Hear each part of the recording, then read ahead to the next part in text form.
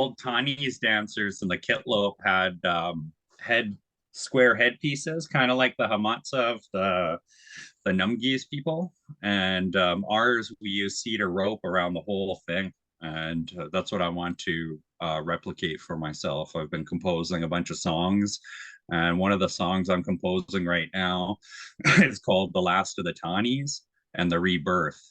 So the dance is going to be him coming out and doing his Tawnies dance, but as one single person, the last Tawnies dancer of our territory.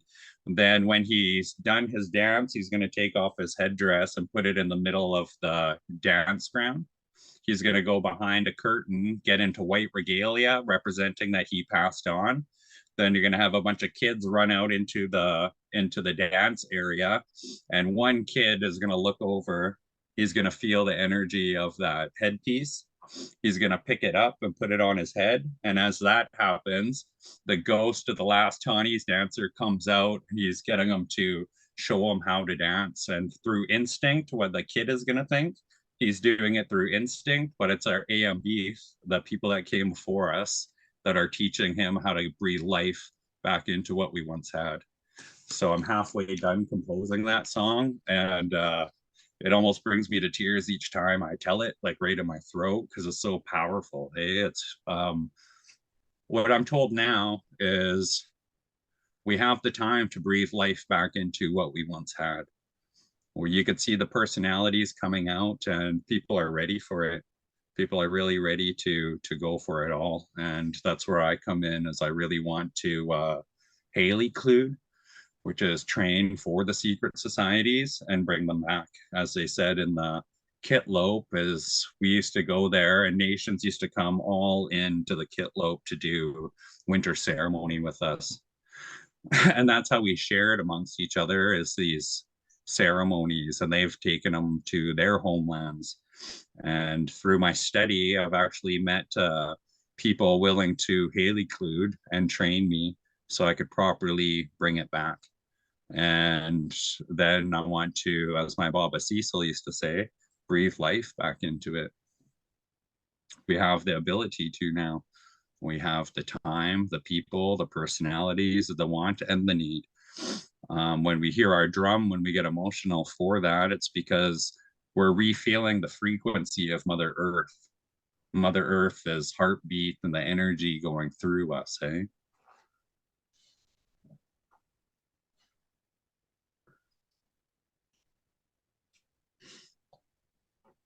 So do you want me to kind of open this one up? I can start. Okay. Yeah. Scott's gonna let people in as they come, if they come. Okay, and I'll mute my mic while you're opening. Okay.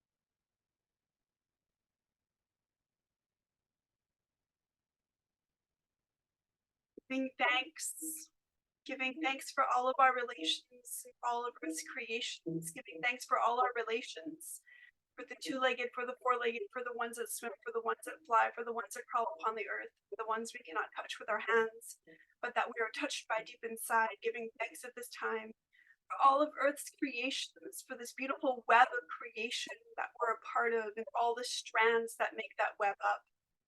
Giving thanks at this time for all of our relations, for all who have come before us, all who will come after us, all who are arriving, all who are leaving, all who are here with us right now. Giving thanks at this time for the beauty of the homeland, for the place where the mountains meet the ocean, for the lush of the forest, the depth of the winter, and the gloriousness of the summers. Giving thanks at this time for all the creations that call that place home, all the beings that call that place home and make that place wild.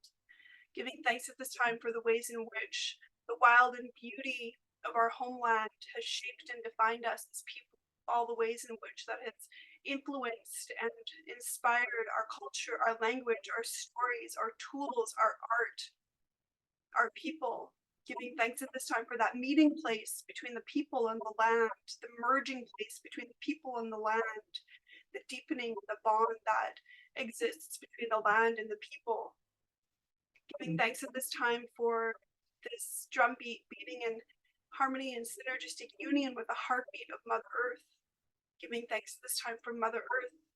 Giving thanks for her depth, her perseverance, her resilience, her diversity, her simplicity, her mystery, her majesty. Giving thanks at this time for Mother Earth for being patient with us as we learn how to be with her again in a good way, in a loving way, in a sacred way. Giving thanks at this time for this land that I'm on, the ancestral territory, the Kiwetz First Peoples, honoring their elders, their matriarchs, their knowledge keepers, their wisdom holders, their helpers, their givers, and their healers. It is an honor to be on this homeland of the Kiwetz First People. Giving thanks at this time for this place in our heart that has led us here at this time and this day. Giving thanks for that place of connectedness and stillness and strength and beauty that has led us here. All the things that support us and nourish our spirit to be connected in the ways that it is. Giving thanks at this time. All the things that uphold and keep us well. May those things continue to be empowered and nourished as we walk our path in a good way, in a loving way, in a sacred way. Giving thanks for the coming together of hearts, all that will come from this, all the things that will come from our time together, seen and unseen, big and small. And giving thanks for the coming together of hearts. Wow.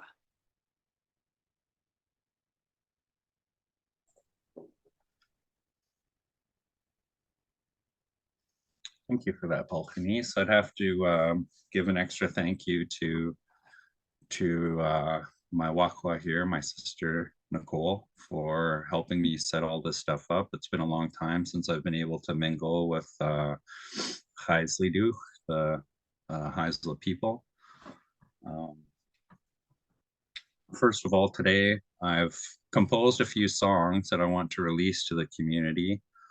The first song I had composed was for Wahed. I knew his time was coming up and I wanted to honor everything that he had taught me. He was an amazing teacher, amazing family member to all his relations. And I had composed a song for about 2 years prior as he asked me something personal that I agreed upon to him. And I figured, how am I going to honor him? How am I going to honor him in the best way? Well, I started coming and learning our language, and I started feeling stronger every time I gained one word. So I started asking fluent speakers, what could I say for this? What could I say for that? Little did they know I was composing a song. When I say this song, Nolach, Nolach, Nolach, is for the event of his death and his passing. Mayashla Gintz is my friend. Then when I say tlakyas, tlakyas, tlakyas, gilt wians, mesut, it's for paddle, paddle, paddle my canoe. And helchenu, helchenu, helchenu, tzi, yamachisa, gitlope means killer whale, killer whale, killer whale from. Yamachisa, Kamano, and kitlope. Then I say exquelas, exquelas, exquiguelas, mayashlagins. Goodbye, goodbye, goodbye to all of my friends. So this song belongs to the Killer Whale clan and the Paul family. I give permission for anyone to sing it as it's my own composed song and just honor where it came from, the songwriter, composer, and the family. So I take art lessons, and every Sunday I drew this. This is the killer whale of my clan, and you see it's in a reverse yin yang. It represents the waking world, which we're in, and the afterlife. I have the Gupskof pole for the walk of Wahed and the magic canoe, and this is my own magic canoe. And on this side, in the spirit realm, I have both Wached in his magic canoe, and in the front is his brother, Gupskoleth, the owner of the Gupskoleth pole. If you look at the Ulikins, they go in a counterclockwise direction, and that's because this all in here is contained in the spirit realm. Wached and Gupskoleth keep me humble all the time. I pray to him all the time. And throughout the parallel of the spirit world, they're always mirroring me and giving me my strength to move forward, to be humble and to be able to speak handsomely and to act like a handsome Heisla. Handsome Heisla has nothing to do with our looks, it has to do with our actions, how peaceful. My Baba Cecil would always say, you always help someone when they're down. That's being handsome. So here we go. Can you hear the drum all right? Okay. Way, way, oh, way, ah, hey, hey, ah, oh.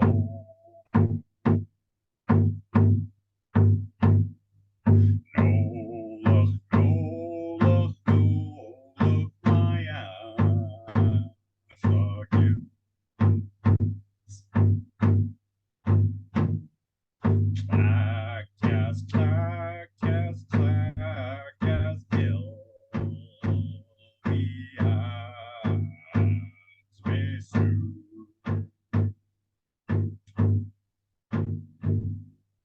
Hell, hey-do, hell, hey-do, hell, hey-do. See, Yamati-san, get low. We will, we are, hey, hey, oh.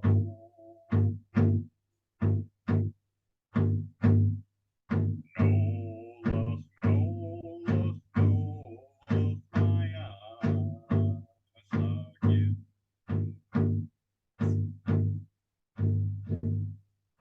Clack, yes, clack, yes, clack, yes, Gil.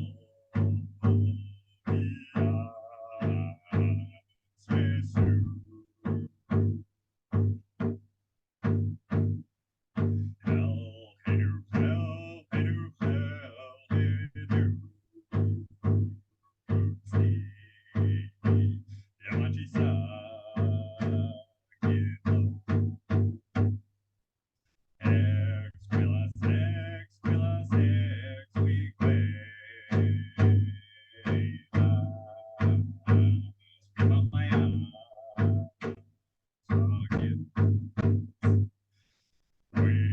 will, we are, hey, hey, oh.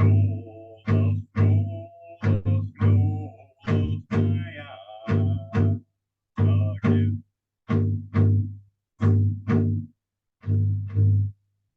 Clack, yes, clack, yes, clack, yes, Bill. We slaves who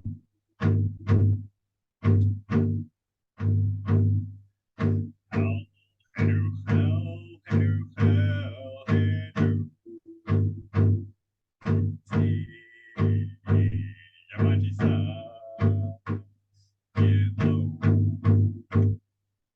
X plus X plus X, we play.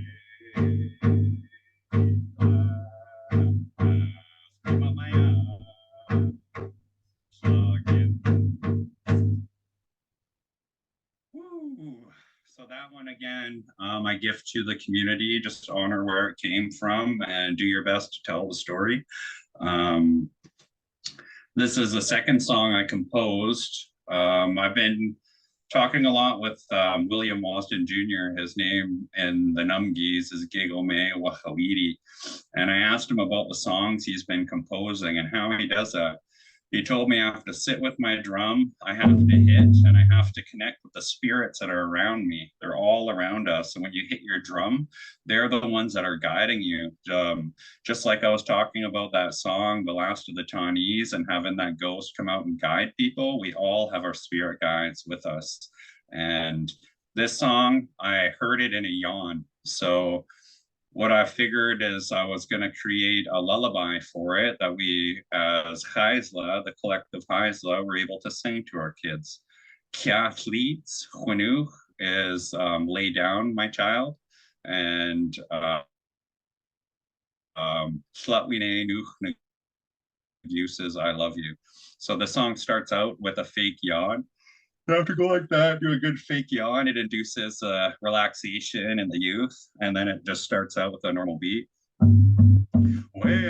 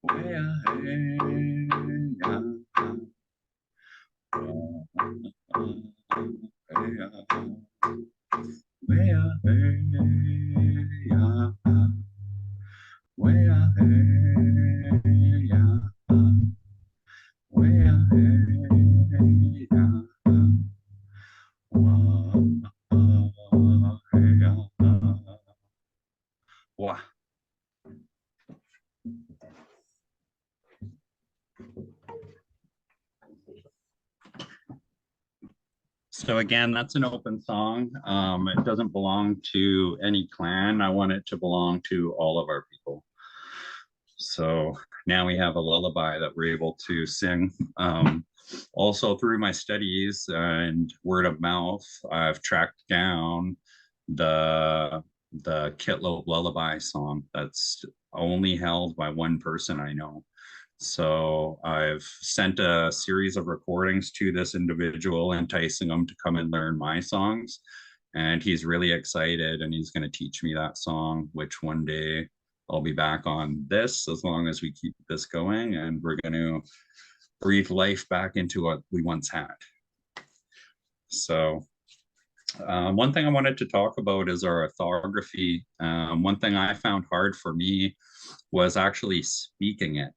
And throughout my last job that I had as a cultural educator and researcher, I had to do a lot of research, and I found out it's a lot of intergenerational trauma that we're dealing with because they were beaten to stop their language, stop speaking their language. And one of the best written examples of that was in the Magic Canoe book. You'll hear my Baba Cecil talk about his experience. And what they had was typically a Haisla person greeting the newcomers, and that Haisla person would recognize the Haisla people speaking their language. Then they would get punished for that. So when people came back home, they never wanted to teach their kids. So telling these stories, speaking our language, it comes with a lot of intergenerational trauma. That's up to us to break that vibration. It's holding us back. It's holding us back. And once we understand that this vibration, we could release it into our own personal vibration, that's when we get our own Slohuini, our own power, a power that is ours. And each word that we talk about is going to make you a lot more slow, strong. I had built this interactive map, and I've taken a break on it for a bit. I'm going through a heck of a lot. So I've just taken a little bit of a break. And I'm at a point in my healing where, the world is getting crazy. It doesn't matter where you look. Down in Miami, they're seeing aliens right in their mall. You go over to the other side of the world, they're bombing different places each day. And if you watch the news, every time you see one of those big explosions, think of groups of people actually going. And that's the impact of what is going on in this world. For me, the reason that this is important is because Kitimat's a NATO built town. It was built after World War II, so they can come in and get all the aluminum that they needed to build all of the warships if there was ever a World War III. We used to have a big green tower here. It was a bombing thing if a World War ever took place. Even the Kenny Dam has, I think it's a 36-inch steel plate to be able to withstand a Scud missile. So as the Kitlope people, they told a story, and this is the best part of doing this, not a part of any job, is I don't have to filter and do what was told to us to make it appropriate. This is Haisla for Haisla, Chinoxula for Chinoxula, Yamachisa, Hastuwa, Winu, whatever you want to identify as those peoples, like the people of the rock. It's for all of us to have a better understanding. The story that's told in the archives and the archives and a lot of word of mouth is the Kumsuisa story. It's the story the white man tell on how they saved the Kitlo people or the Yamachisa people, the people of the milky blue water. And it sounds like a fairy tale on their end. Now, one thing I've never been able to talk about is my great great great grandmother Mukachti. She was the one that would save all the children from residential school, pull them into the bush as the Indian agents came around. And she actually taught lots of the medicines. She was a 27th generation holder of our medicines from the Great Flood. And that's why she was so strong and old. She was estimated to be over 120 years old. So that story that they told in the archives and stuff is completely whitewashed, I call it. And they were taken from the RCMP at gunpoint and brought down to here and basically dropped off. And you think of their story, in all actuality, where do you ever hear them coming in to save any people, especially in those timelines? And then you hear the truth and it resonates with you that it feels like it's the truth. And that's what the truth was. We were forced in. So the Chislatin people, they were flooded out. There was a dam right up over here. If you see this thing, it goes into here, connects right into here. The Chislatin people were there.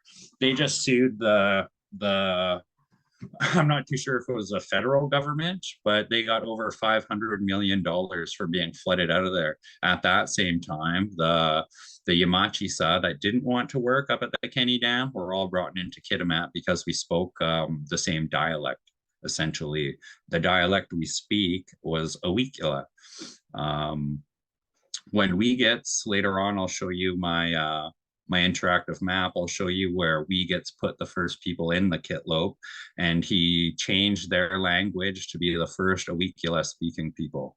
So what's so interesting, and the reason I'm going to keep on reframing about our language, is because our language is such our identity. Everything we know about this waking world, we know from our language and our territory. If you look at the broken up Watwayas, each one of these is an individual Watwayas, each color. All of it together is known as Wahuis. So that's all of them together, our entire collective land. That's what we knew about the entire world. Our whole language is attached to this land. So you see people in Brazil, they're able to go to the United Nations and fight for their land and stop the logging, stop this and that. And that's for one purpose. They still speak their language and they take them immediately. They get a support worker that speaks English, takes them right to the United Nations.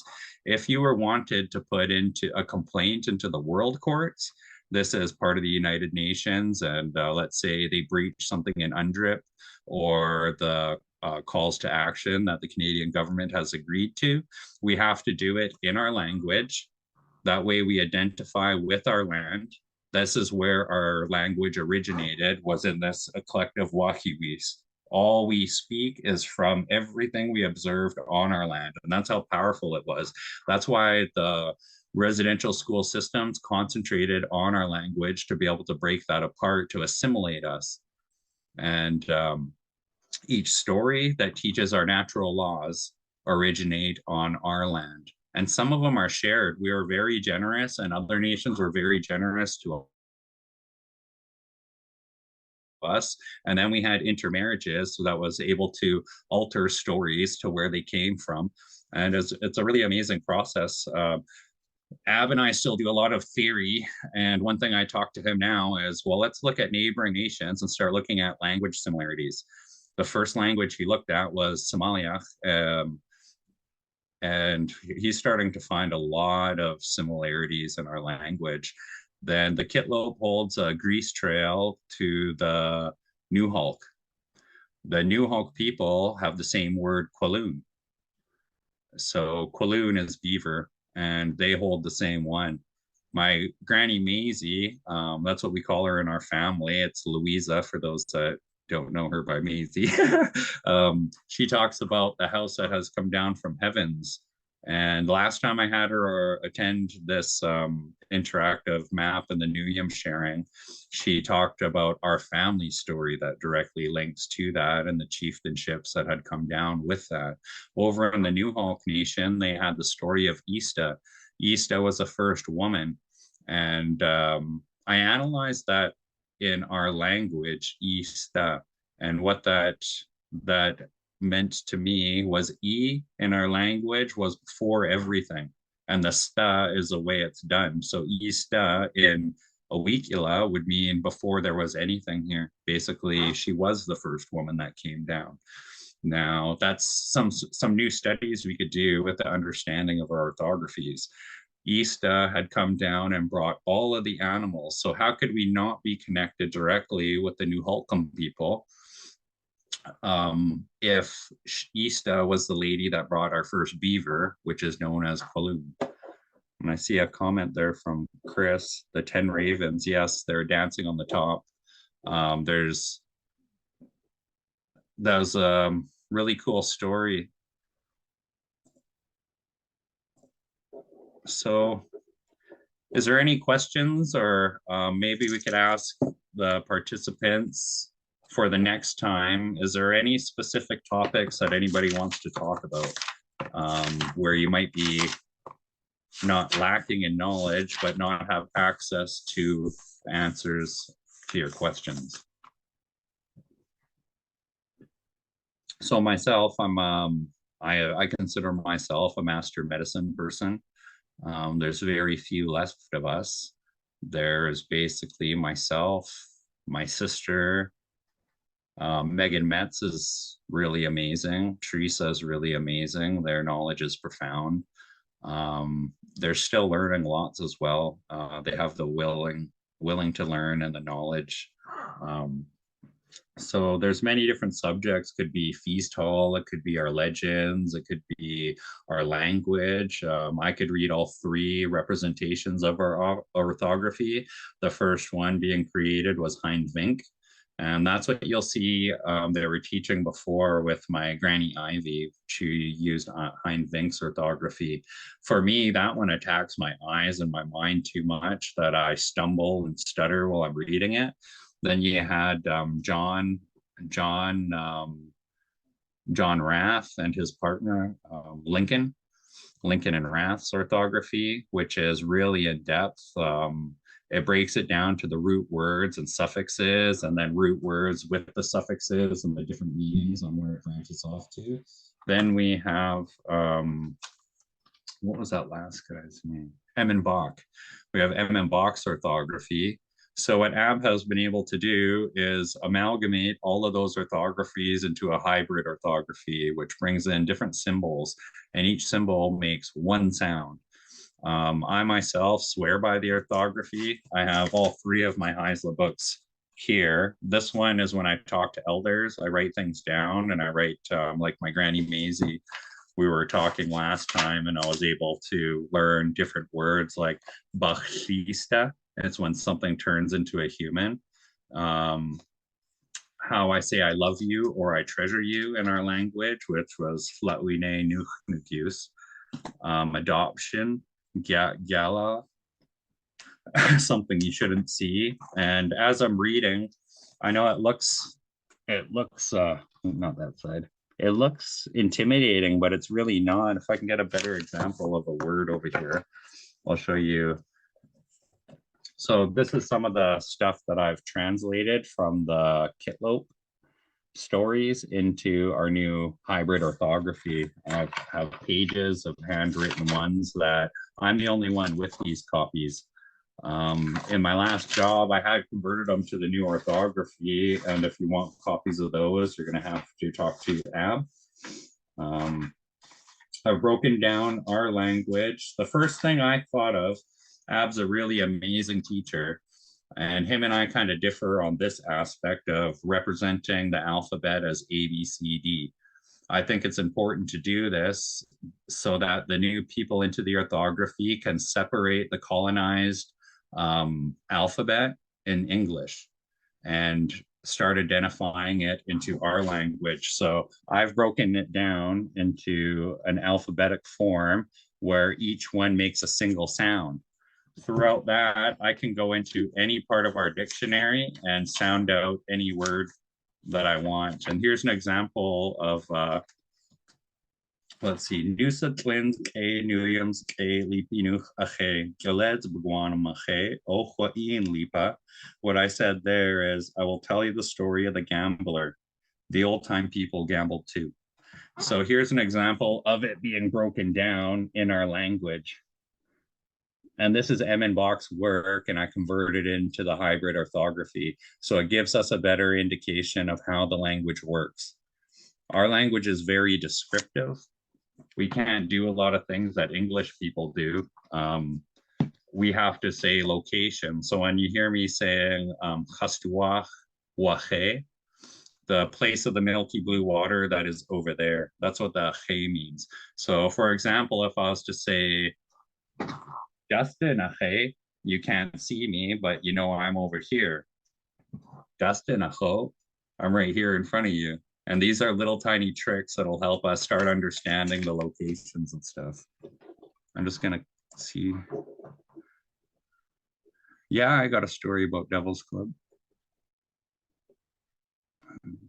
Yes, the land that we connected to. So let's get right into that has anything that you want to learn. This is being recorded, so just type it down into the comments. I find it necessary to us right now on this timeline to come together and support anyone through this. If you want to learn any stories, I will probably one of the last storytellers outside of a few people that are going to be able to just do it off the top of their head.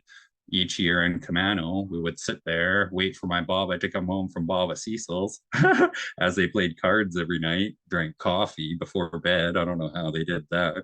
Have a nice cup of coffee before I go to sleep. But he would, Nusa, he would tell us stories each night. And that's where the accumulation of my knowledge comes from, is my willingness to stay awake and listen and then be scared all night while the wind blows and there's no electricity, you gotta lie there and then having to wake people up. Come on, I gotta go to the washroom. I'm not going alone. Getting told I'll tell a story later of the lamp lady. And that's a lot of the reasons I was basically scared. So I'm gonna go through here and share my screen. So can everybody see that? Yeah.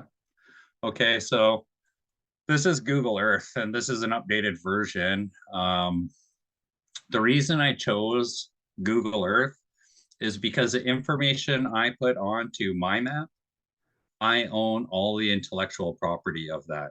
So even though a lot of this intellectual property is accumulated through the Haisla people and the Kitlo people, um, Google Earth will never own this. If I was to use other programs, let's say ArcGIS or anything like that, once you put that information onto their maps, they could sell all your stuff. You're agreeing for them to have your intellectual property.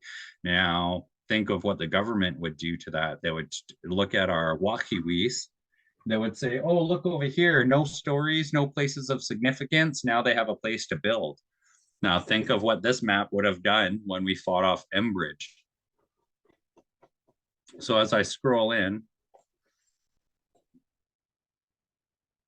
this is the story of Wamis. Wamis, they say, was the first Haisla. As people were always there. So that's one thing I want said now. Prior to our generation, this was very taboo to talk about. We were told not to talk about it. But as this generation, as we're losing our storytellers, losing a lot of this knowledge, it's important right now to pass this on, especially to the people that want it. I'm going to let Teresa tell this story, but I wanted to show what this map is capable of. So when you come into Rivers Inlet or a Wiikanuk here, their language is also a Wikila. He paddled all the way down here, came up through past Bella Bella and into Giltdala. So in our language, every K, Kitimat, it's supposed to be a G, G. And it's not even our language, it's Tsimshian. When the Kumsiwa came here, they asked to be shown around. The Tsimshian took them from northern BC down to southern BC and told the Kumsiwa in their language who everybody was. So there's maps out there that is specifically in a different language showing all these other nations. So when you get into Giltdala here, this is where he stayed and settled for the first time. And this is just a quick one. I don't want to destroy the story as Teresa's going to come in next time and tell it. But he actually came into here, settled, and then when they saw that big giant white monster, it happened around here. So this square here, I can't get rid of that. This is already on Google Earth, and 4 miles by 4 miles typically is everybody's res. So if you go into the New Hulk Nation, that's what they'll say, we're going down a 4 mile. And that represents their res land. What I've done now is adapted a couple of these resources just to see if I was able to get it. Let's see if this works. So right here, Kibat. Kibat is the berry. Kepas is the plant. And this is going to help us find where and how rich we are in our territory. So let's click on that one, red alder. For some reason, the picture must have been deleted off the server, so we can't get it. But a lot of people are intimidated by our language. And if you see that AS, that suffix there refers to the plants on the land. So every plant that you're going to see, except for maybe 2 of them, don't have that AS at the end. So that's one hint that I was able to break through. I went to my HISA teacher and I asked him, when I'm looking at things, I'm starting to see this AS, but it's only for the plants. And he went to study it a little bit more and found out that that's an ending suffix for being on the land. So when you're looking at it, it looks really intimidating. But if you go from the end and you do the AS, it goes as. You add the L, las, alas. The T, since it's glottarized, you go atlas. And then the Q with that, it's a glottarized Q, but you round your lips and go qua, quatlas. And then this symbol here is called an ejective barred lambda. And all you need to do is do a TL under your tongue, go to the position and kind of push it out like, and it makes that sound. So it's Tlaquetalas. And that's how easy it's going to start being now that more people are getting into the world of this orthography. The best part of this orthography is it'll always be like that. You see a lot of people these days talking about spell it the way it sounds. Well, if we do an exercise right now and got everybody to spell it the way it sounds, there would probably be 4 different definitions of that. And how are you going to keep it one thing? How are you going to keep the essence? This orthography actually captures that through all of the different articulations. So black caps, not many people know that we have a hybrid raspberry, and that's one place it's found. I'm sure Chris is probably laughing there because he probably knows where to pick patches of it, but this is one of the only places I found the black When caps. would he tell us? He's probably smiling away right now and staying silent for on purpose. Let us know. So this one here, yes, it's that yes. Quintias, I believe is the proper pronunciation, is yarrow. A lot of us know what Uwood is, and Uwood is probably one of our most powerful medicines, knowing how to drink that properly, as if you go into the Kumsiwa world, they say every part of it's toxic. This yarrow is known as a carpenter's plant. Its Greek Latin name is Achillins. And if you guys know the story of Achilles, the Greek gods had blessed him to be that powerful.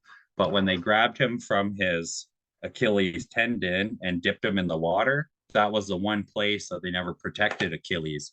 So in the end, Achilles' tendon was severed. He could not fight, and that was his one weakness. This is used as a cure-all. Bob and John used to use this quite a bit.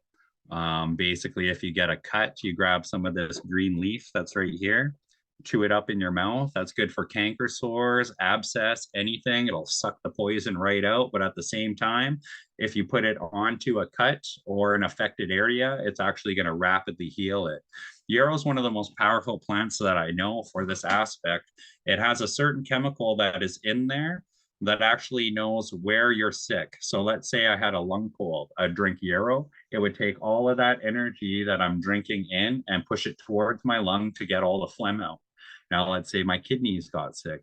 Your organs could catch a separate cold of your body and you'll have symptoms of a runny nose. It'll keep dripping sometimes, liquids, and that's a kidney cold. Your kidney is sick and is trying to get better.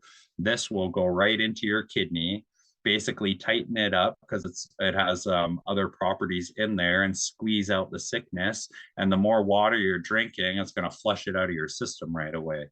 So these days, you'll see this used in cancer treatments.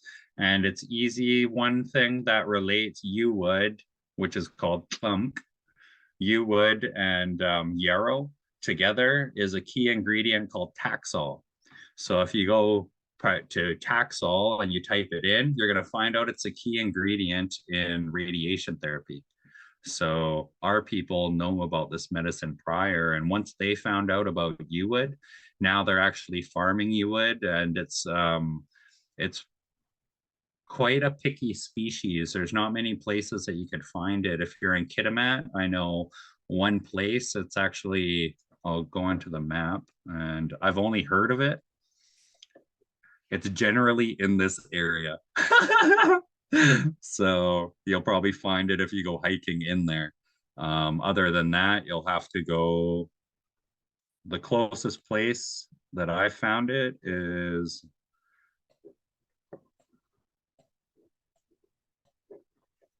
let's see. It starts right in here. Right here is the closest place I found it. And the last place I was able to harvest it was at the former place that we held our Heisla culture camps. So I'm just going to go back into our little res here. And earlier I told you guys about our entire Wahiwis. When we go to our northern tip of it, it's at the Red Bridge, and that belongs to, what's Megan's grand's name? Okay. Her Heisler name. Okay. Oh, It would be attached to her Heisler name, but her first name, so everyone would know, would be good. Um, this is where our territory starts here. So you come over the Red Bridge. There's one story I don't have on here, but I do have that future dig site there. I want to get in there and do some excavating and find arrows. There's one story where we married off a Haisla princess to a neighboring nation. And since this is being recorded, I don't want to say that nation because they might click on and be like, hey, have a fight over over a really old story. But that person was not good to the Haisla princess in the long run. And she was able to run back to the people here, lady, and try get her. She was beaten right up. She came in there. The war chiefs got together and made sure that there were going to be a retaliation. We got to be ready. So they hung in here. Oh, I was moving my hand. They hung in here in this area. And we all know at the Red Bridge, you come down that big hill and then it goes down in the elevation really quick. Well, if you actually look through that little crack, you'll find a meadow that's in there. That's nothing there. I'm pretty sure that's where we had our big house there. But they said that there were so many arrows that were fired off that the sky turned dark. So imagine going there and being able to dig and have the find your first arrowhead. I don't know what's happening with all of our stuff. I don't know what museum it's going to. A couple years ago, I saw Taylor Cross. He found a rock. It was a circle rock like that, and it had a perfect hole in the center. Everyone theorized what it was. They thought it was an anchor rock for fishing, this and that.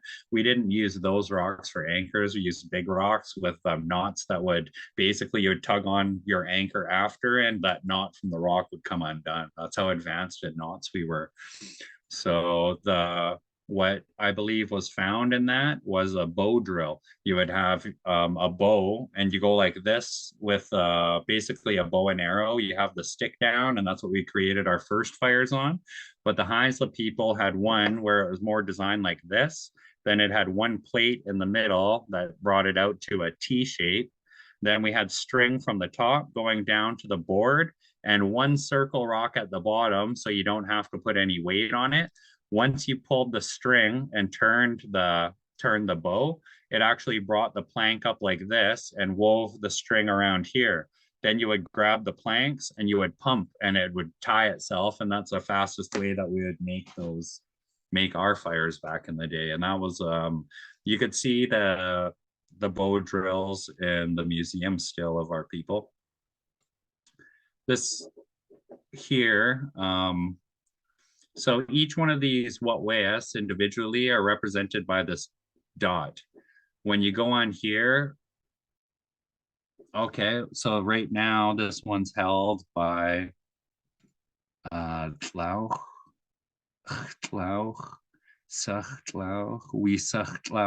Robin Grant. It has the number up here. I believe our Haisla Nation Council pays to keep all of these renewed each year, if I'm correct. Chris would know more about that. But this is Blackfish Clan. It shows you how big it is kilometer-wise. And then it'll tell you if there's any stories that are connected directly to the land. And at the bottom, so this one is a ceremonial camp. If any other nation came in, this is the first peoples that would introduce them. No other nation would come in. They would stand on the border line with their chiefs, and they would hit the drum until somebody heard them. Otherwise, it was looked at as encroaching on people's land without permission. We used to do the same when we went to other people's land as well, as ask for permission. And you do the same thing on canoes. So this is where a lot of ceremony was held. And if you look at the bottom here, I opted to take out deer and put Katmila because I wanted to put Haisla Kala, which is now referred to as a language we speak. I wanted to put ours first. That way we're forced to remember it. Well, you'd be looking at it being like, what is Katmila? Oh, it's deer, tequa, bear, sach, grizzly, Wetzeech, moose, and so on and so forth. And as I started doing that, I started decolonizing our words. So when I took the Indigenous mapping course, one thing there was decolonize the map. So when we go to Mount Elizabeth now, I'm just going to take you down a little bit. And where is it? Right here. Some people know it as Mount Bolton. Chief Seneched was the first person to climb that, and the name holder of that at the time was Jonathan Bolton. That was my Granny Edith's great grandfather or grandfather, but he was the first one to climb it. He was a prospector. That was the first name taken at that time, but we knew it as Luhu, meaning Boulder Mountain. We would look up there and we would see all of these boulders, but in all reality, it turned out to be goats. Yes, we had goats in our territory, lots of goats. And through the colonization and people moving into the lands, lots of these resources have moved away.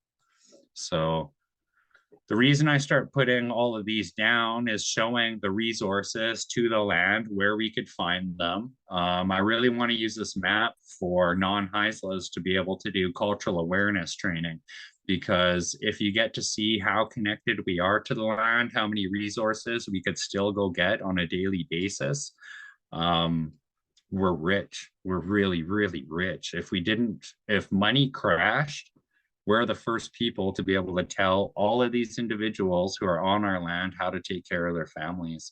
And that's some of the prophecies that are coming up, is that in the time when the hollow caves,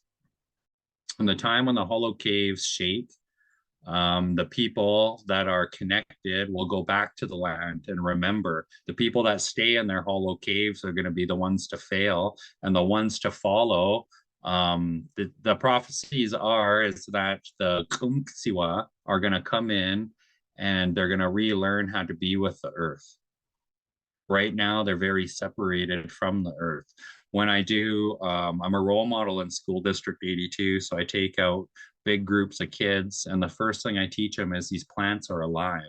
This is why we thank the plant. We do ceremony prior. Typically, I sing or I gift water. Sometimes I might take plant food and give the surrounding plants food and saying thank you. You have the Kitimat River here, and you'll see how many fish it has in there. The name for the fish.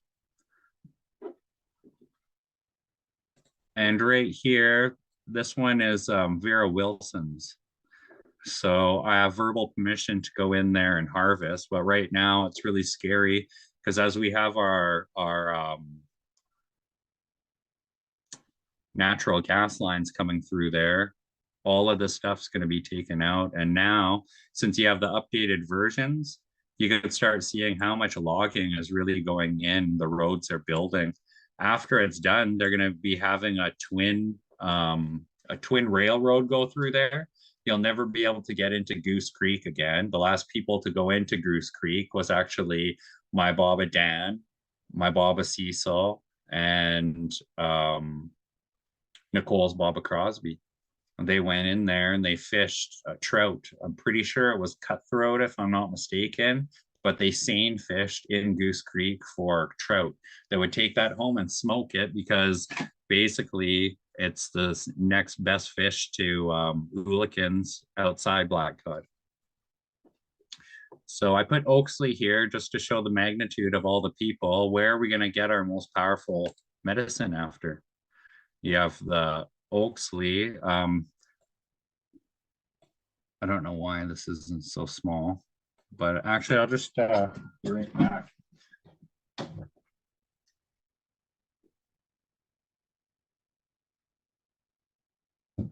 So this is what it looks like dry. Basically cut a lot of these off, but there's some of it dried. If you hear stories and write-ups of my Baba Cecil, he swore by walking around with some of this. Another thing is Jonathan Bolton, Hate Ma Seneched, Jonathan Bolton Uthli, which means the late Jonathan Bolton. He was part of the when I'm not too sure what pandemic hit, people were getting sick. He would put it in his mouth. This is the second most poisonous plant in the northern hemisphere.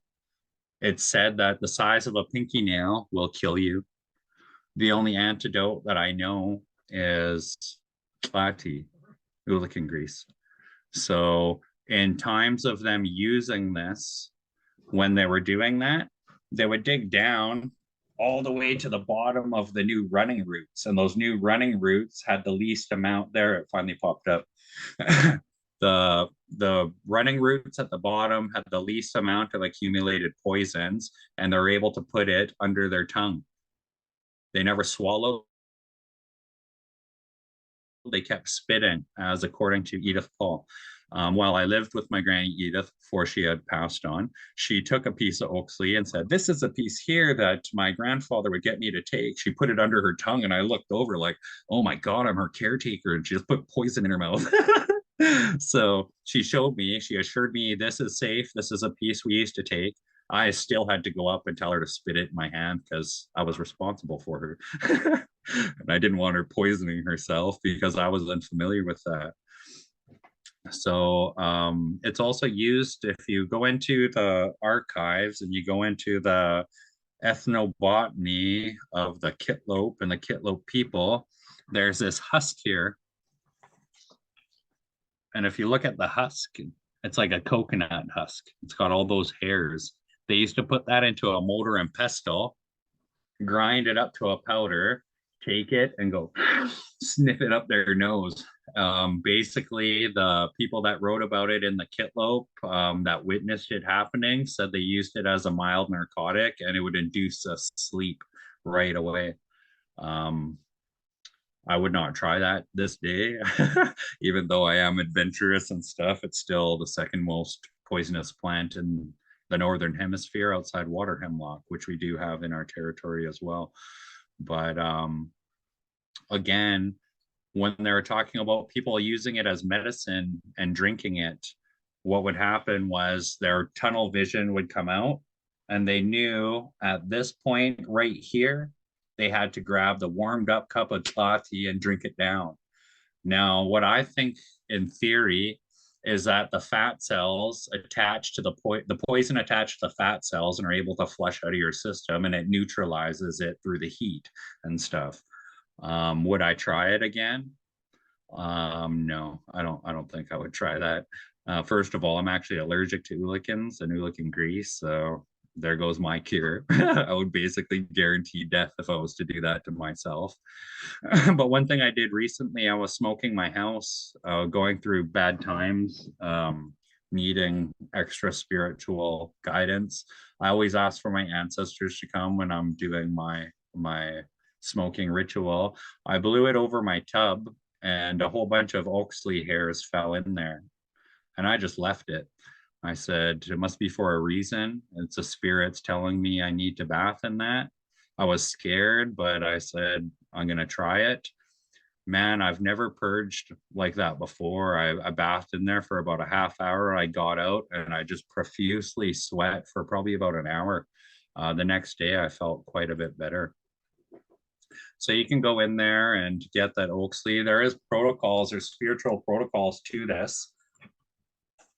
This here is what you see a lot of people getting because they were never taught. My grandfather would always say they didn't have a baba like you to teach them. I know how, and I was taught. So a lot of people go and grab it and pull it out. These things are alive, and they come in family units. So you might find a patch of 5 within a unit about this big, and then 2 stragglers outside your circle. You would not harvest all of it because you're literally killing a whole family, like wiping a family out.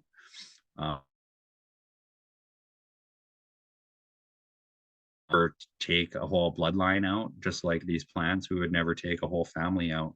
We talk to the plant as we dig down. The holes I dig are probably about 2.5 to 3 feet deep, and I get every root that I can. And they're probably about I don't know, 4 feet by 4 feet wide holes. Anyone that's come out with me says it's quite different, and we're able to braid them in really long hairs and hang them up like that. I don't have any examples because this year's been crazy for me, and I've been using lots with my medicine this year. Um, does anyone have any questions about Oaksley?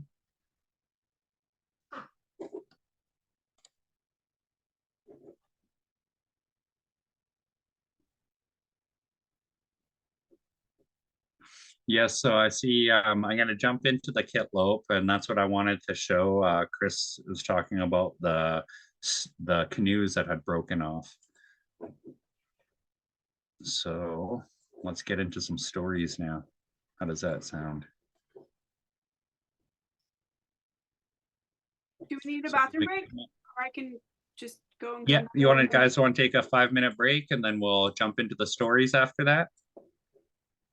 Sounds good. No. Yes. All right, Yelts. Iguata. It's me again. uh, so I told you guys I would take you to the place of the origins of the Kitlow people, and this is where took us. And he placed the first man and woman here. And over the years, we populated, separating us into different clans. I have the clans separated to like the Beaver clan up here, Beaver territory. And then when you get into the lake, you can see the Killer Whale clan here. Agoyawa is here. That's the Eagle clan, Raven territory. This is where I went to my rediscovery. So as a young boy, I was very troubled. I was in bad trouble. I did bad things and I wanted to go to jail. All my role models went to jail. When they came back, they're all really tough and they could fight. And that's what I thought was cool back then. Now I'm just laughing at myself because was I lost? My dad stood up to the judge and said, Your Honor, you could send this young man to jail where he's going to meet a lot of like-minded people and he's going to know how to get away and play the system. Or you could send him to this new program that is called Rediscovery that's going on in the Kitlope, the place of his origins. And if you choose to send him there, Your Honor, he will learn who he is. When I came back, the first person I saw was my sister, and I had given her a hug. And she says, I finally have you back. Everyone I talked to, and fortunately, you were there with me at that time, were you not, Nicole? Yeah, she was there with me. So we were very fortunate to be able to go to that. 25 years later, I went out to Pearson College and I got trained to be a facilitator of rediscovery so I can give back to the next generation what I believe they need. And what they need is camps like this. So throughout my time, I worked at the culture camp. We had profound breakthroughs with the youth. They just found who they were and they came back very powerful. After that, I was supporting our residential school survivors, and I said, now's supposed to be our time to shine. If there's anything you guys wanted that I could support you with, what would your one ask be? Right away, they all put up their hands and they said, we want our own rediscovery. They never said culture camp, they said rediscovery. So I used my connections and I contacted Tom Henley, the co-founder of Rediscovery, asked him if he could facilitate a rediscovery camp directed towards intergenerational healing. So it wasn't specifically towards the residential school survivors. It was about all that were affected. I had myself there, my coworker Teresa, and my Wakwa, my other sister Teresa, then my Wakwa Coralie, and then my niece Sarah Morrison and her partner. I also had my daughter there who needed the healing as well. And we had the group of residential school survivors there so we can all witness each generation heal in our own way. Tom Henley and I had a discussion about how are we going to approach this to have the best impact for residential school survivors. I said their childhood was taken. Let's run it as a camp. We're only here for fun. We need to let that child come out. Through that, we had such a profound healing. I had 3 of the 4 residential school survivors that attended personally come up to me, cry, and said, I gave them a safe place for them to be a child, something they've never had in their life. And that's when I knew the power of land-based healing, the power of our Nuyem, the power of watching every generation heal from this stuff and just acknowledging what has happened. And after that, I lost my job as the education Heisler educator and researcher. So Tom Henley offered me a job. I went up there, started running camps for other nations, which had such amazing feedback. I have so many friends and networks out in all different nations now because of this. And I'm proud to say that I'm the head and lead facilitator now for training for anyone that comes into Rediscovery. It'll be me that greets you, introduces you, orientates you, and trains you how to run your own camps. So that's what I've been doing with my life so far. And in the time that I'm down, I support our youth and I make sure that there's non-Aboriginal youth all the time when I'm teaching our Haisla and School District 82. The reason being is because it's important to have non-Aboriginal people witness who we are so that we become partners, we become friends in such a good way, and we spread that message all the time. So Chris was talking about in the comments, the Great Flood story. When I went to our Agoyawa, Baba John had come out. And the rare time I got to talk to him that he was away from doing what he was doing, we're looking southward towards across the lake here. There was one rock, a big giant mountain, and it had a slough face. So there was a in cave like this. It had a 90-degree angle, and this place had fallen off, and you still see that 90-degree angle on there. And he pointed to it, and he said, "That's really important." I said, "What, Baba?" And he said, "That's where we held our canoes. That's where we took our canoes." I'm not going to get into the story of the Great Flood today. I'll do it on another one. It's quite a while. I have other stories in mind.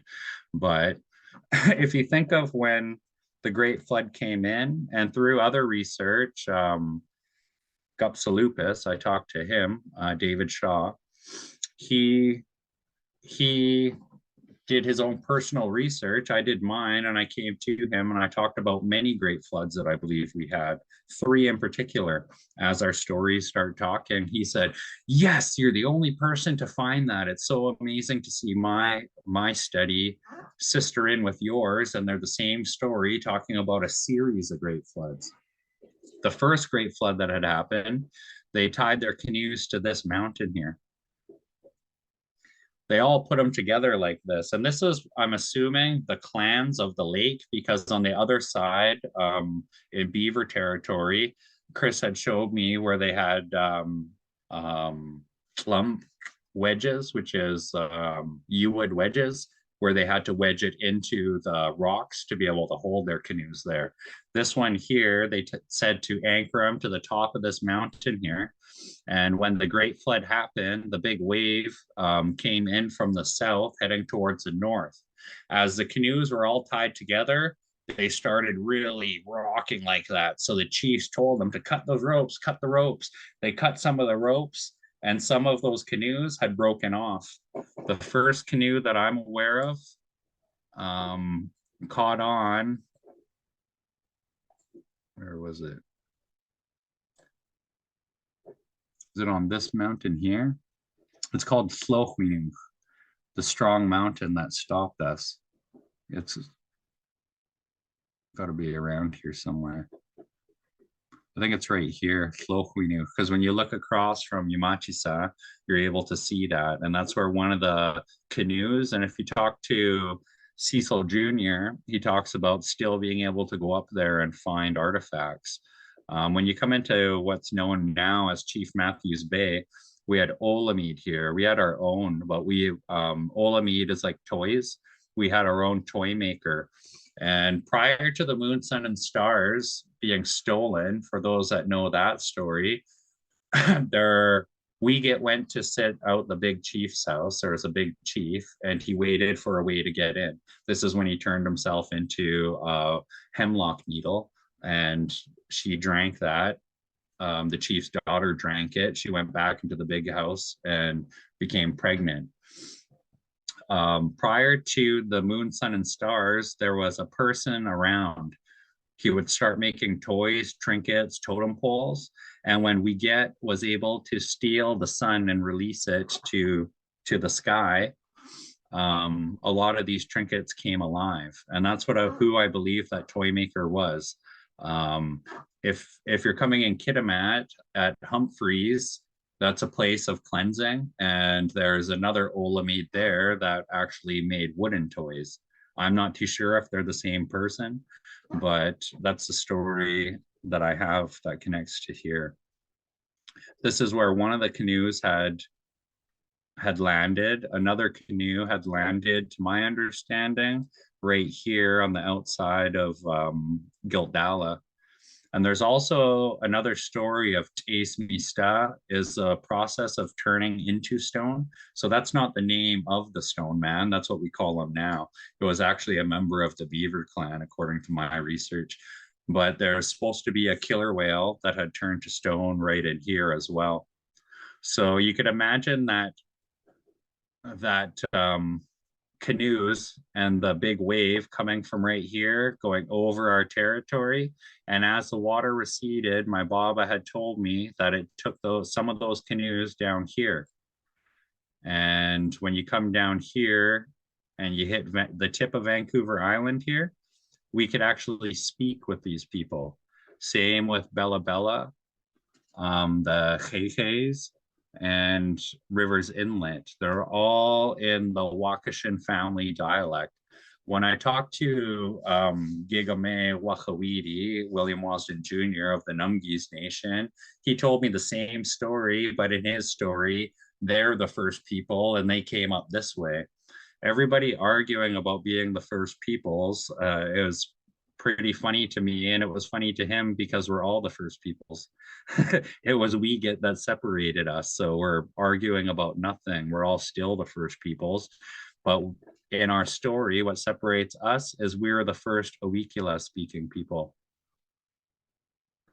and that has significance to Weget putting us in what is the name of that? Kandala Lease, basically the place of the mist over the river of the water. That's where Weget put us. So I have many stories to this, and I'm going to get into those the next time we talk. But today I'm going to close this one down for now, a bit later, because I absolutely love doing this. But I'm going to tell a different story now. So I called my granny Maisie a couple months ago. I realized I am missing key pieces in my history. I need to know where Wahed's name came from. I need to know who held it prior. I need to know a lot of his relations and how this came about to be, because that's my responsibility. We all have our own personal Nuyems and our own story, and this is part of my personal one. So my granny Maisie was really happy that I asked her. She came into to my other grannies and stayed for the weekend, and I went to sit with her. Then I started asking her if she's ever heard these certain stories from the Kitlope, and she said no. I'm questioning if she really never heard them, because any elder that says no, it's enticing you to tell the story right now. They want to hear it, and saying yes, I heard that story in our way is absolutely basically rude. So this story here, I'm going to have to bring out a disclaimer. It has sexual abuse in it. Um, we have to remember to take care of ourselves if anyone is emotionally affected by this after. Maybe we could sing a song, try to settle the energy, or do whatever we need to do to take care of ourselves to bring us back to the good vibrations again, so that that it doesn't affect you. I'm the only one that tells the story, especially from the top of my head. I know there's other versions of the story out, but this is probably um, one of my favorite ones, and it has to do with the chief's daughter. So they had this village that was in the Camano area, and the chief's daughter. In those days, we had a big house. We would sleep in the big house, and in the big house would be segregated sleeping quarters for each of them. The chiefs typically would be up on a platform. They would have all of their magic boxes there. So in the magic boxes would be things of ceremony. So they'd have their regalia. If they're Hamatsa dancers, they would have their Hamatsa regalia. If they're Tanis dancers, they'd have the Tanis. And if they were the head of the secret societies, they'd be the Taktanis, which are the big chiefs of all secret societies.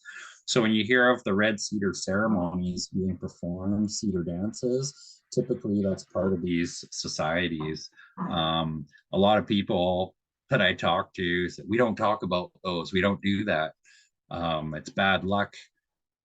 I don't believe that if we don't talk about this stuff, it's gonna go to sleep. And I'm a big advocate on not letting any of our stuff go to sleep. And if it does, it's up to us to reawaken this and blow new life into it.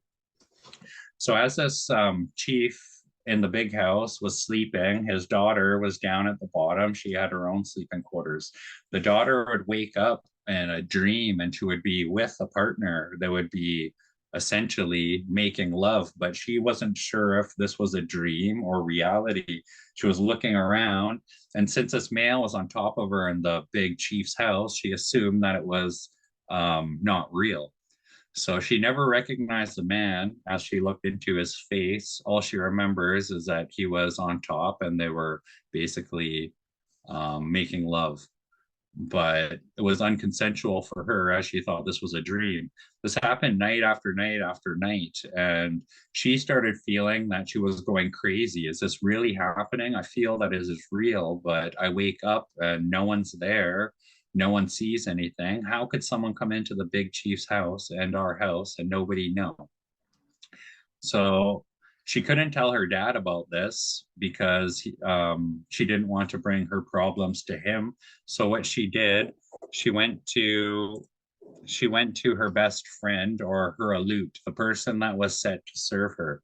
Each of the chiefs and the chief's daughters, everybody's name typically had another name that went with it that served that person. The Kumsiwa said that they had slaves. I don't believe they were slaves. It was an honor to serve your chiefs and your chief ladies. So she confided in her aloof, which was her best friend at the time, the person she trusted most. And she said, "Can I talk to you? I need to talk to you about something. I think this is happening. Someone's sneaking into our big house and they're having their way with me. But when I wake up, they're gone and I can't tell if it's a dream." After a lot of brainstorming, the lady's alute, her best friend, said, "I have an idea. I have a really good idea. Here, take this." And he passed her. Okay, hold on. Can we take 5 minutes? I have someone at the door. Okay, I'll be right back.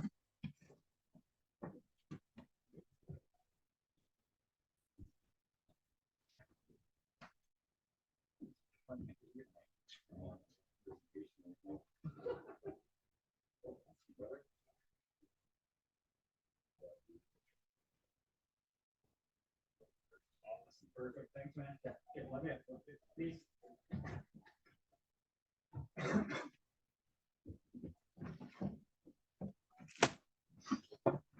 Okay, Nuguata. It's me again. So that lady, after brainstorming, she sat down and she was like, "I got a really good idea. This will tell us if someone's sneaking into your big house." So she gave her a handful of qualms, red ochre ground up.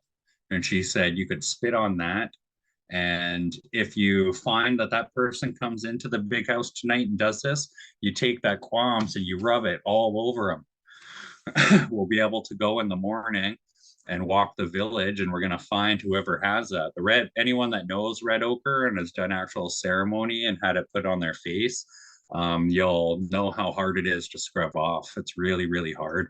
It's a version of our original red paint. We would typically use that, spit, and dried up salmon eggs to make our red paint. So that was a key ingredient in that. So that's what she did. She kept that by her side. And as she slept, she woke up and that man had come back. She was very scared this time, and she grabbed the qualms, kind of spit in her hand, the red ochre. And as that man was on top of her, she rubbed it on him like that. So after it was all over, again, she wasn't sure if it was a dream. She wasn't sure what was going on.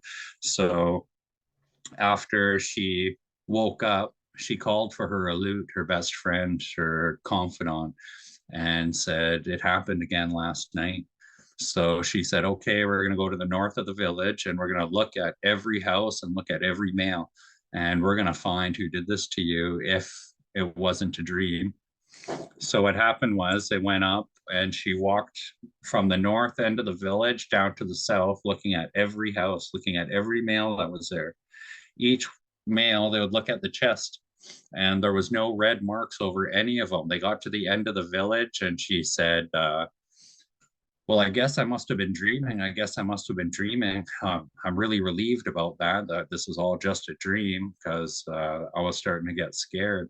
As they're walking back to the big house, their cutesy, their big house, they stopped and they looked over. And at the side of the village, there was a wolf sitting like this.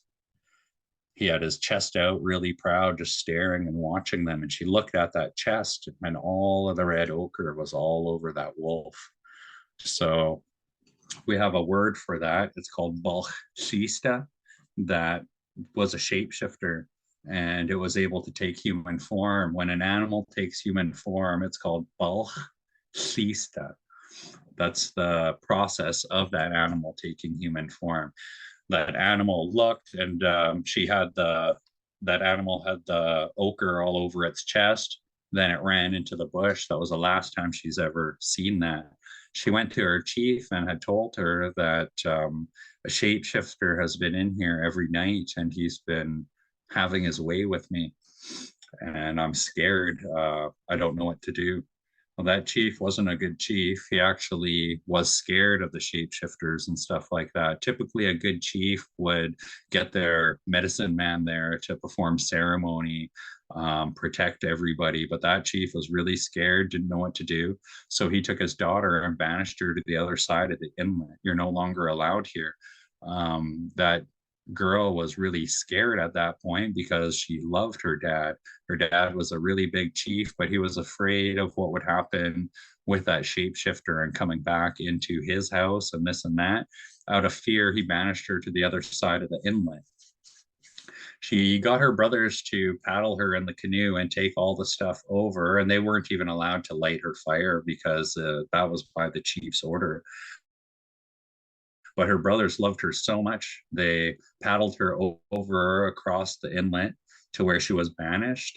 And her brother set up her house for her. Back then, we used to put all our big houses and our other houses came in planks. We were able to take the planks down, put them onto the canoes, and paddle out and reset up houses. That was her first shelter that was built there for her by her brother. And what happened was her brother lit the fire for her before he left, and he told his sister, I love you. You don't let that fire go out. Whatever you do, you do not let that fire go out. Back in the day, if you couldn't start a fire for yourself, that's how precious that fire was. So she went out, got a whole bunch of firewood, and her only goal was not to let that go out. As the year went on, she started gathering stuff, food, preserving it for the winter, getting ready. And she started getting a baby bump. And she started getting worried about this because, well, that shapeshifter was the one that had the way with her. And she was worried, are they going to be human? What are they going to be? As her pregnancy progressed, she stayed in that house alone and she gave birth to 4 puppies. 4 puppies, these dogs running around her house. We call them what's as a as the dogs or puppies are running around, they could not speak English, so she had a litter of puppies that she couldn't even speak to. She was hoping that they would come out human like us, but they were her babies and she loved her babies. She would go out in the mornings and go grab water, fresh water every morning. And as the boys grew up, they would play around the fire and they would hear the dogs running around the place. And the girl was always kind of separate. She didn't like being the girl puppy, didn't like being interacting with the boys. I guess they were too rough and stuff like that. So one day she was going to get fresh water and she walked out of her big house, started walking down with her water containers, and she heard human laughing. She went running back and she opened the door to her big house, and those puppies were still running around, and she was confused. So she closed the door. She swears to herself, I know I heard children laughing. I know I heard children laughing and playing. The next day, she did the same thing, but instead, this time she was ready to go run to the side of the big house and peek in through one of the planks, lifting up the plank. As she heard the children laughing, she ran to that side and lifted it up. And when she peeked through, what she was able to see was 3 naked boys running around. They had taken the regalia off and put it up above the fireplace, and the the dog's fur, the dog's skin, and that regalia was lying there. She got excited because she wanted to go see her human babies. And she went inside. Those dogs grabbed the regalia and put it on. And that's something only they could do. They could only take that off if they wanted. The mother didn't have the power to do that. So she came in. She was trying to talk to them to do it, but those dogs just wanted to stay dogs. The female one never took her regalia off. She was always playing around as a dog. So as the year went on, she devised a plan. Our old big houses, again, you could take the planks off like that. So her plan was, I'm going to leave. I'm going to tell them I'm going to get the water. And as that happened, what she did was she had pre-loosened the plank to where the regalia was hanging on. When those boys started running around and they're naked, running around the fire, she pulled that plank down, grabbed the regalia, and since they had it hanging over the fire pit, she tossed it in the fire so they could never turn back into the dogs. As that happened, the female dog seen it and ran straight out the front door. No one knows what happened to that female dog. She was never seen again. We don't know the lifespan of shapeshifters, but she could possibly be out there right now walking as a dog. Years went by and she had a really good relationship with her boys, just as any mother would. She trained her boys. Her boys were really great at hunting, as prior they were dogs. They were amazing, amazing hunters. So one day they went out on the canoe. They were going to go fishing.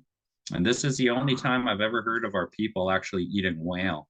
They went and hunted a big whale, and they got that whale, they tugged it into shore, and they pulled it up ashore and waited till the tide went down. As the tide went down, they grabbed their tool, started hacking the whale into parts. They cut off one square piece about that big of quill, which is fat, or more specific, blubber. They grabbed a square of that and they called to the raven.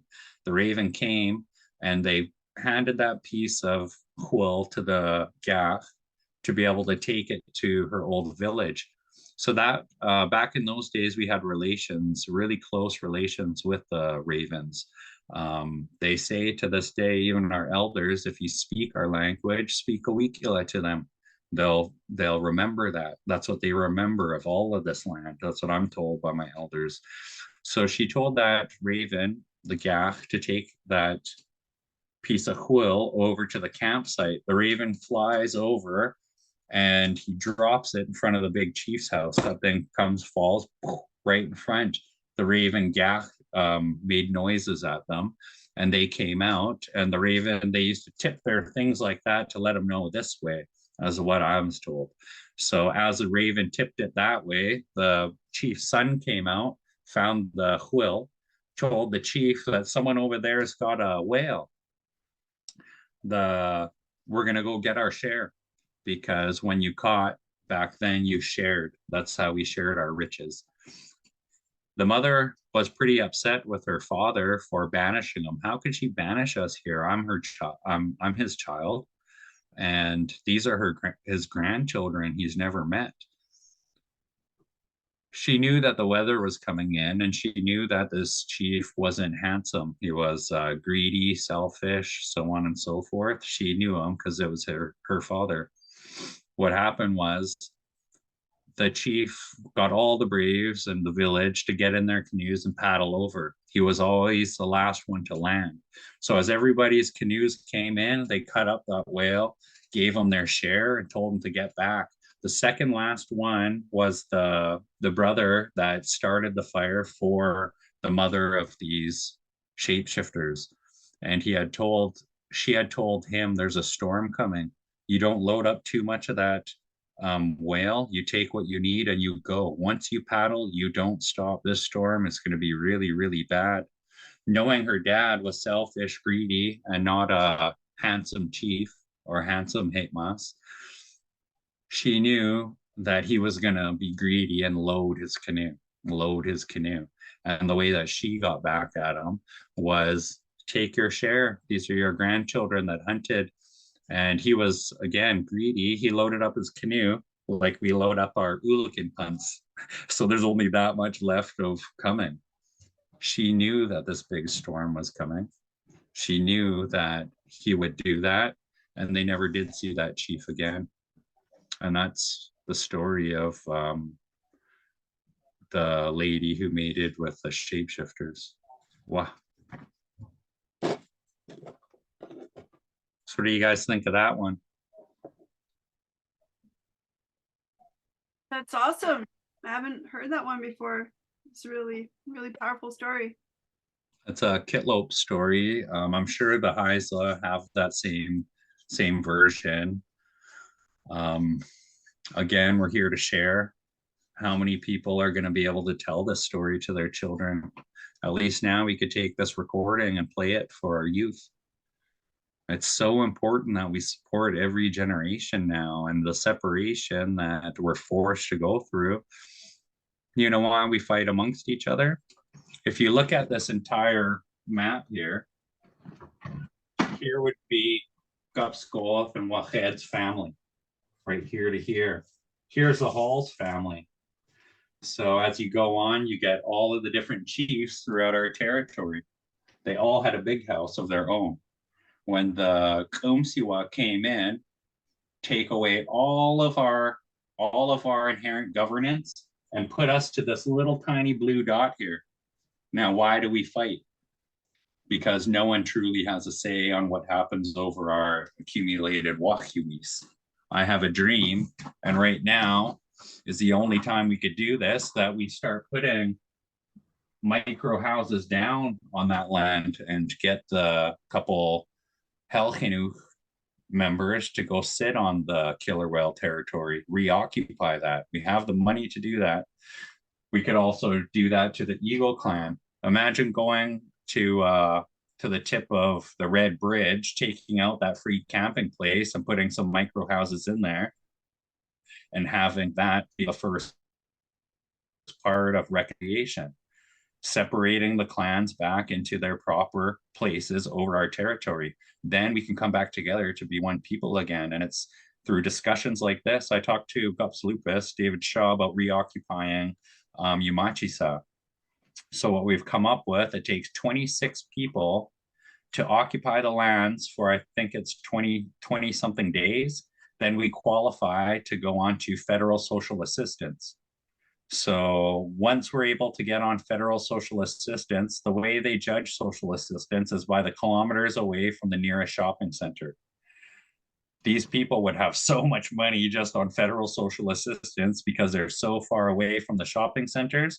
Then you go to the federal government because you've opened it up, we're reoccupying Yamachisa, that they're forced to bring us housing. Some of the questions I got were, well, that's such a small place. What are we going to do with all the human waste? Well, if you actually go online, there's toilets that you could actually insert into your own house. And at the end of the day, a mechanics takes that little thing to the outside of your house and disintegrates it, the pee, the poop, everything. Then it goes back in and that's it. It's all gone. Then I got asked, well, what about power? I said, the day that comes that I get to put on my name and get snooted and put on the chieftainship, the first thing I'm doing is going to Rio Tinto Alcan, and I want back rent for my entire family. And then what I want is free power and the original agreements for Kitimat in the name of reconciliation. I want the Gumsua to get their free power. It's going to open up the dialect on why are we now getting free power? Because of agreements agreed upon in the past. This is reconciliation, and you guys deserve to benefit from that as well. So the what ways that attaches to the chieftainship names, I want to reoccupy those lands with my family. I want to use a lot of that money to reassert that we're still here, and I want to distribute it evenly throughout my family, and then start working into better reconciliation. These things can be done these days. There's no reason that we can't do this. It just takes people like us, all these like-minded people that want to put in the effort. With the amalgamation, another taboo disclaimer here, we're always told not to talk about the separation between the two people. I find it really hard being amalgamated and not being recognized as who we are, always down underneath. The biggest compliment I got was when we were going out to the New Hulk territory. I basically helped set all that stuff up to be invited out to that potluck through our family. I found our family over there. You have family out there, Nicole. You, Cecilia, have family. Chris, we have family out there. And we were greeted in by our family. And it was amazing seeing all these aunties and uncles. And this is the importance of first, we occupy our lands. We start waking up the ancient alliances throughout all of the grease trails in BC. And once we start doing this, we're all going to be coming together. And then we could teach other nations how to do this. It's by walking softly. My Baba Cecil used to say, there's no reason to fight. You walk softly with your truth, you tell your truth, and we come up for fair negotiations. There's no reason to get mad. Getting mad's not going to help out anything, and this is how we walk softly and we be the best Chaisla that we need to be. Yes, Chris pointed out here, I'm just going to bring you guys into the, I guess it's the imaginary borderline that they still have. So when we come into, so this is really cool teaching tool here. Junior, Cecil Junior, would get into Muscusa. And when you get into Muscusa, before you go to Coast, the Kitlope Lake, that's where he'd wash his face 3 times for ceremony. My Baba Dan never did take me into the Kitlope Lake, but every Ulican season we would stop right here at Kisa. And this right here is the border between Chastuau and Chaisla. So what Chastuau means, you see how this water is changing? You see how it's getting nice? And then you look right over here, this is all different water. It's mixing in with different currents. But here you start seeing the milky blue water of Chastuau. And where does that come from? If you go into the Kitlope here, not the lake, but right here, this river is called Hastuwachstu, the source of the milky blue water. It's all glacier fed. So if you're wondering what this line is here, it's the grease trail. I've mapped it out. And one day I am going to walk that grease trail with our family from the New Hulk territory have agreed. I also have whitewater experts, first aid experts, and expedition experts that are going to come, and we're going to walk this and we're going to reopen. The reason I want to do that is my Baba Dan had told Peter Cy Wallace you guys have an opportunity to still have your Ulikans run in your territory. They said, how? You got to come into the Kitlope and you need to cleanse for 4 days. You need to cleanse for 4 days in that river, and then you can come back and you go to your place. You cleanse in your water, bringing back the Halik Zachwin. The spirit of the Ulikan will return to your lands. When we went up to the potlatch and we stayed in the New Holcomb, we were invited in. I spoke to their entire people, and I talked to Peter Sywallis's grandson, Russell Sywallis. He Kumakum is his ancestral name. And I said, we're in a time now where I want to uphold the word of my grandfather and your grandfather, and I want to walk this trail together. I want to see if we together could bring back the Haley Gasts Achwin to your guys' territory. I didn't know basically anybody at that point, so speaking to that was a big step for me, having to speak in their potlatch. I barely like to speak publicly, so you could really feel the spirits within everybody.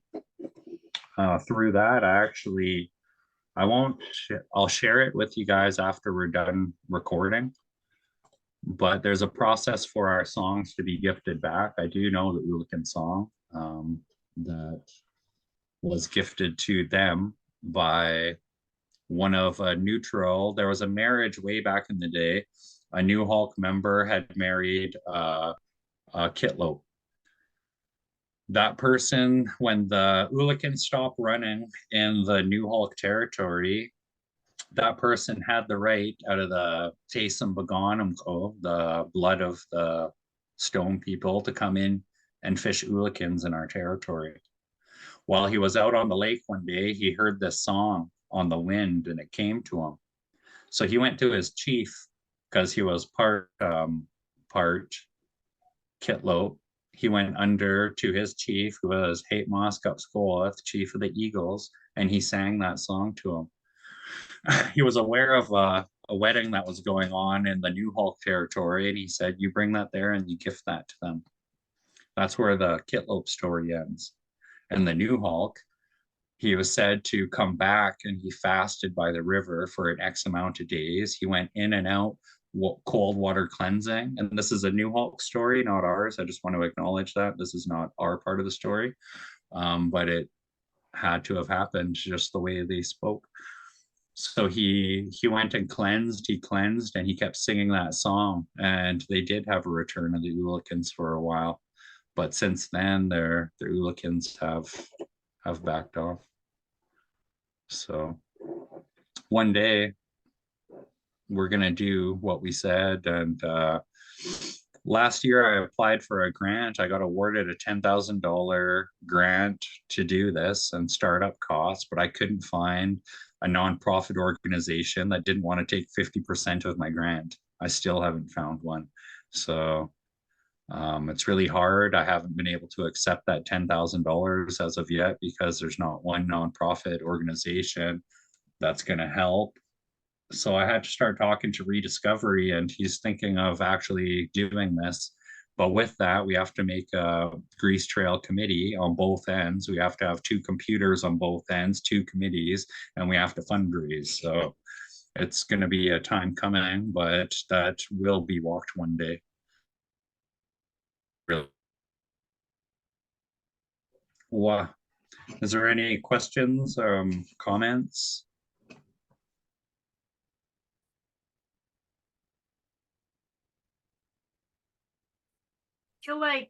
I feel like the Ulikans are making us earn them back. Yeah, so one thing that we have a word that I've been trying to refine, and it's stubborn as an Ulikan. When we have protocols specifically to the Zahwin, some of them are to be as calm as possible. There's not to be anybody going up and down the river when we're waiting for them. There's not to be any hunting around the mouth of the river, not hunting for ducks, not hunting for, there's deer down there usually now, where there never used to be deer that approached onto the camps. Seal hunting was a taboo. Like there was not to be one drop of blood around that area. And if there was, the hooligans that came in that started running, they're all going to take off. And you've seen examples of that over the years because no one's following. Well, I don't want to say no one's following and have the responsibility of people pointing fingers, but we're supposed to know our Nuyem, and this is something that needs to be upheld. When I talked to the New Holcomb, they said, "Do you think we're ready this year if the hooligans come to make grease?" I was like, "How long do you guys rot them for?" "I don't know." Do you guys have your purifying rocks? No, we don't. Do you guys have your bins ready? No. Do you know what branches to put onto the bottom to leak the blood out and have them ferment at the perfect time?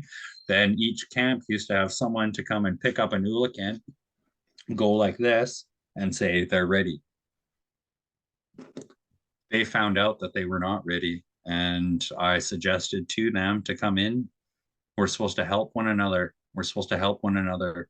We're supposed to share again. And us sharing again this type of knowledge, you guys can be ready. You need to come into one of our camps and use your bloodline because you do have the rights.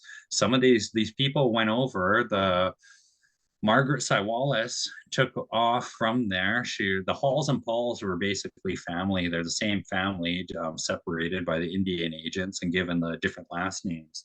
Margaret Sywallis walked the Grease Trail, got married over there, and she was the daughter of 5 big chiefs, like direct relation to these huge chiefs. That's where they went over and got that. There's one song I could sing for you guys right now that is from one of our secret society songs, and it was Null Fista, and it was a fire eater. He was able to jump in and out. The last person to sing it in our territory, I believe, was Barry Wilson. Chris might be able to articulate, but if you go on to the Gupskola Totem Pole, return and renewal, when they frame into the Gupskola Totem Pole and you hear them singing, this is a song that they're singing. I don't know anyone else still outside of Preston that sings this song. The importance of sharing these songs. When we went to the New Hulk territory, they called us up, and I called Preston, myself, Megan, Teresa, my sister Coralie. We went into the circle. They sang the song for us. They still hold the dance, and they sang it and danced around us. And I looked at everyone and I said, "Do you see the importance of sharing? We can get this dance back. We could do this because we were handsome one day and we gifted. Now they still hold it, and more of their people sing it than us."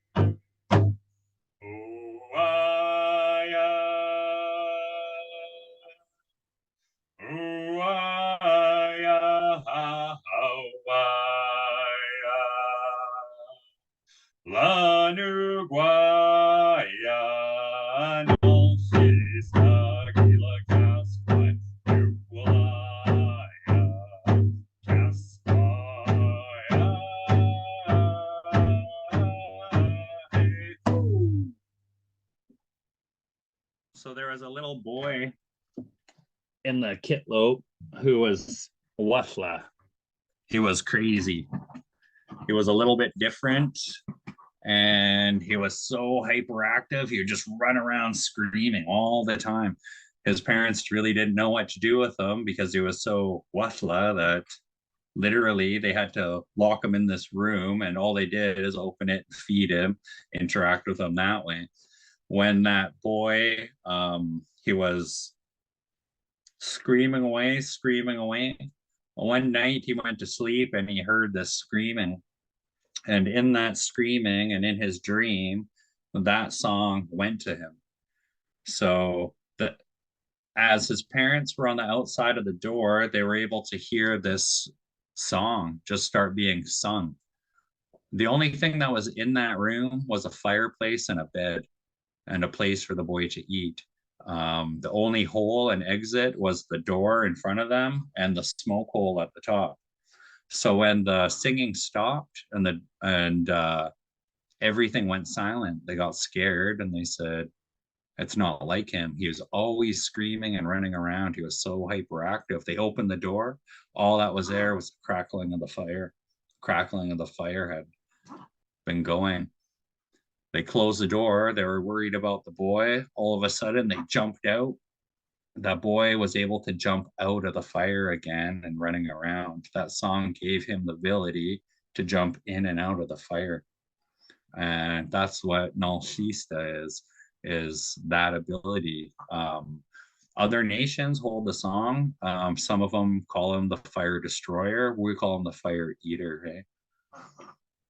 So that's the origins of that song. And I found that all of that evidence comes from our archives and the work done in our past generations, our AMB. The people that came before us were so lucky to have a lot of that stuff documented.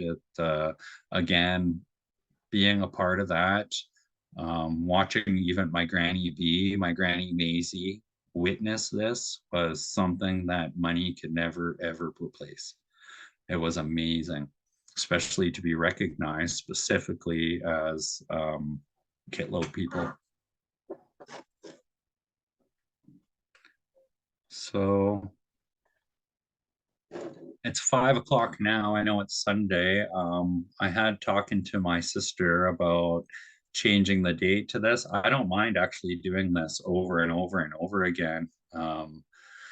Like to start out and get word of mouth. The reason I wanted it recorded is the people that can't make it. There was a lot going on today, and we even had a big ice storm here in Kitimat. So I think a lot of people are caught up in doing their daily lives. I would like to offer these, and I talked to Nicole. She said she can accommodate Friday ones. The reason I really like to is given the chance, our people are going to come and listen, and they're going to learn rather than going out and drinking and stuff. They just need something to replace that. And as you see the healing going on in our communities, this is coming up prominent. And we need these reoccurring. If you see the information that I was able to pass on today in such a short amount of time, you guys see how big that map is and how much stories I could story tell every couple of days.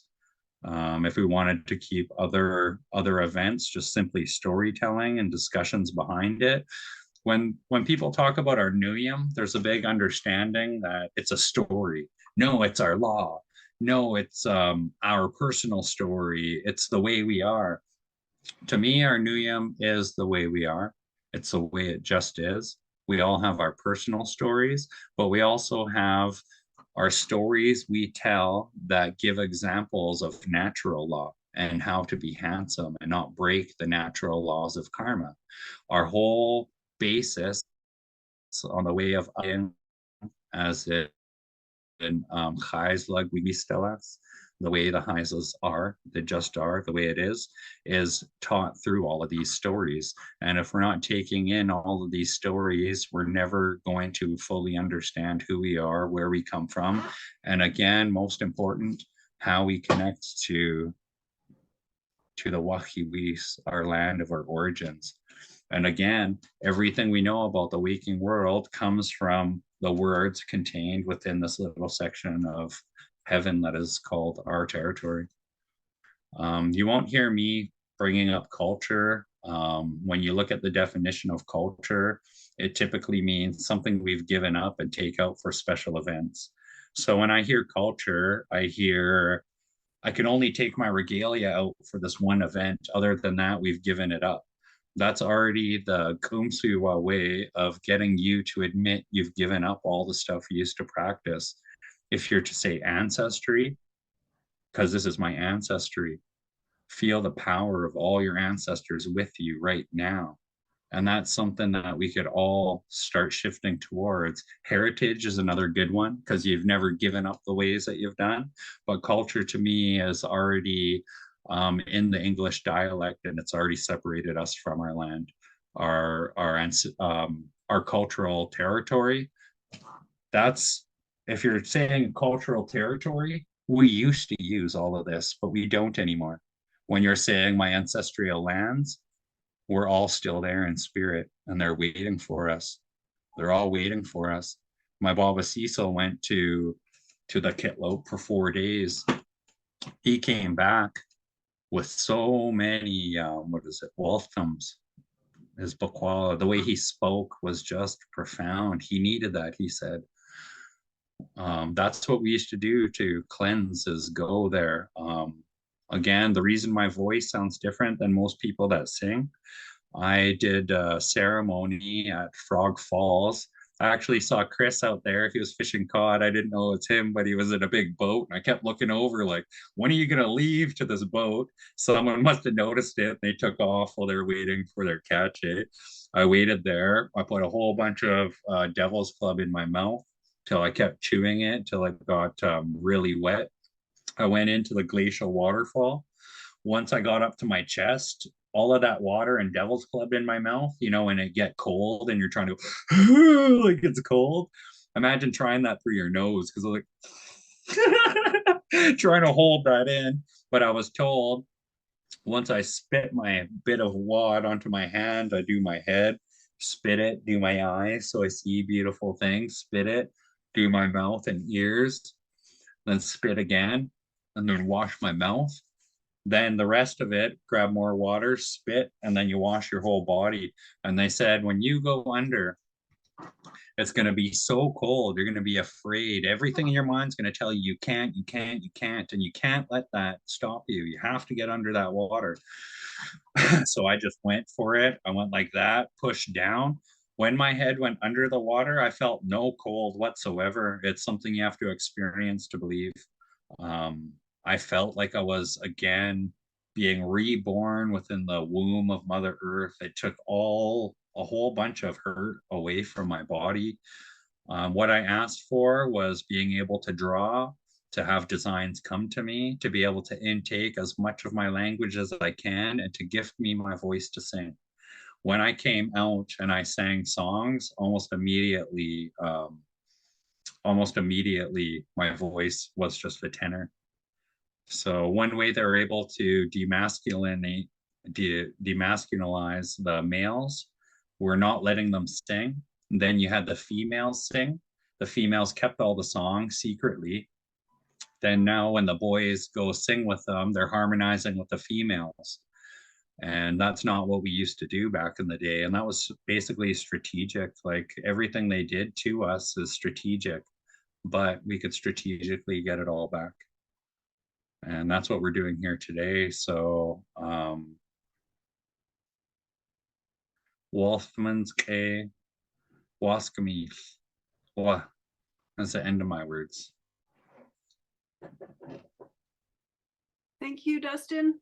I'd be happy to drum us out with the gratitude, same way we started. Okay, and then after that, if we stop the recording and people want to stay back, I have a couple songs that they just can't be recorded, hey? So I'd still like to share those, but as respect to these songs, I just can't record them as of yet.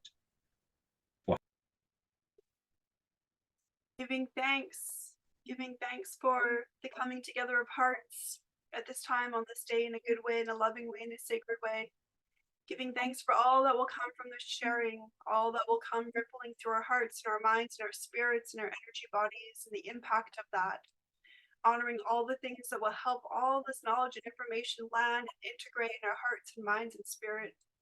Giving thanks for all the places deep in our ancestry where this knowledge has come from and the returning of it. Giving thanks for the returning of this knowledge being held in the beautiful safekeeping of our hearts. Giving thanks at this time for the wild and beauty of our ancestry land in all the ways that we are becoming that wild and beauty deeper and more with every passing day.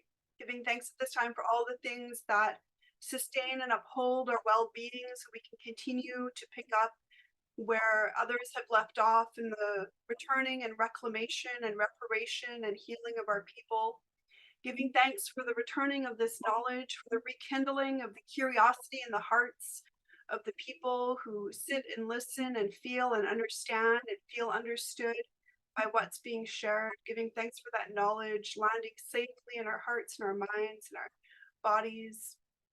And giving thanks for all the ways in which we are impacted by every single thing that we learn about our people, all the ways that that shakes things awake inside of us. May those things that have been shaken awake continue to be kept alive through our curiosity, through our willingness to show up and learn and feel and understand and feel understood. Giving thanks at this time for the coming together of hearts on this day in a good way, in a loving way, in a sacred way. Wow.